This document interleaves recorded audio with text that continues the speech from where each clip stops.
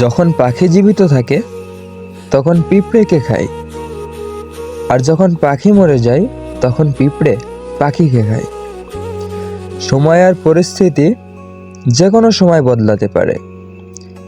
জীবনে কখনো কাউকে দুঃখ আর অপমানিত করো না, কারণ আজ হয়তো তুমি শক্তিশালী, কিন্তু মনে রাখবে সময় তোমার থেকেও অনেক শক্তিশালী।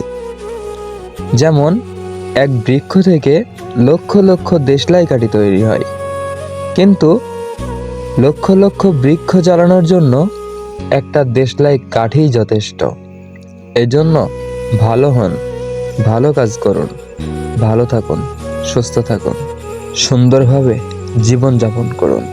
কারণ এ জীবন জীবন নয়, এ এক অদ্ভুত জীবন।